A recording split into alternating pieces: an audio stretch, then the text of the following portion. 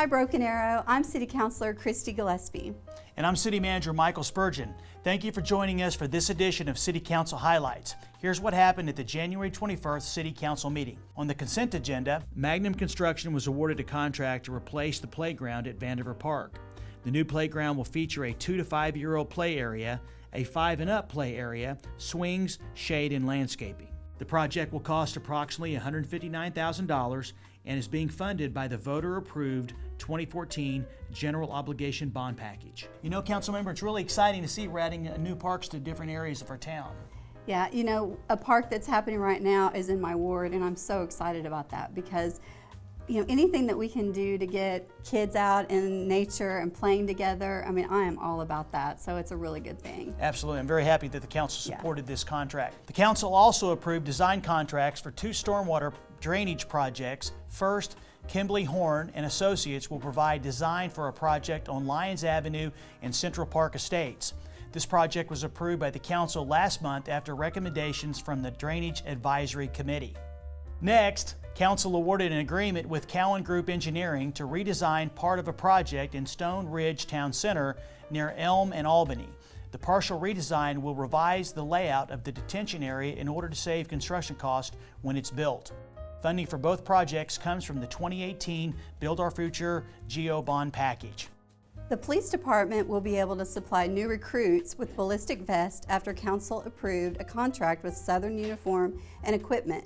These vests will help protect the men and women who make Broken Arrow one of the safest cities in the country. This is also another great example of why it's important to shop local, because as the vests will be purchased with funds from the voter-approved public safety sales tax. In presentations, Finance Director Cynthia Arnold reviewed the city's finances for the second quarter of fiscal year 2020.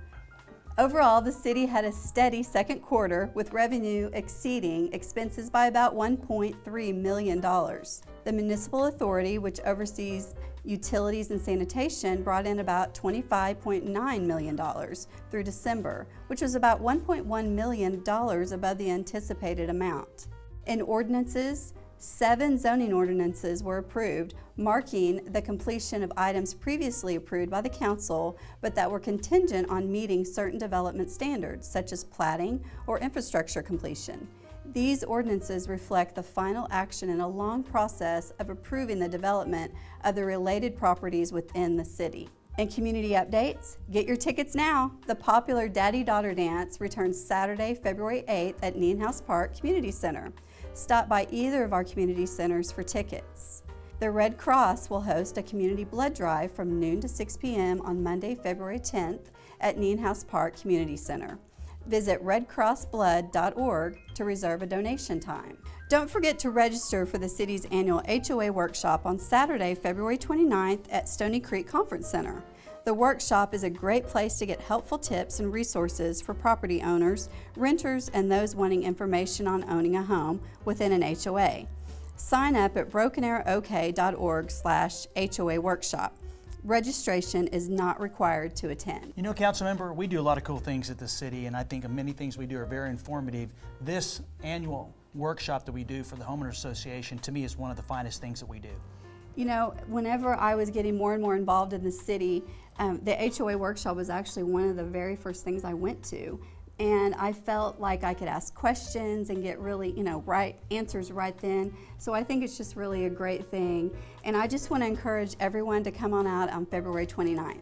You know, send a quick shout out to Community Development because they are the department that actually puts it on. So we want to send a quick shout out on behalf of Councilmember Gillespie and myself, as well as all the council members, to Community Development for their hard work. And as the councilmember mentioned, we'd love to see everybody on the 29th. Absolutely. Here's one more update. Here's a reminder that the city has set up a trash bag distribution point at Indian Springs Sports Complex until February 29th.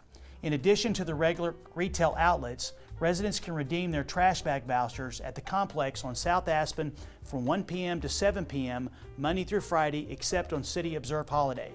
And I have one more exciting announcement. The city has hired Ethan Edwards as the next Director of Engineering Construction for the city. Ethan comes to us from Cowan Group Engineering, where he's been the operations manager since 2017.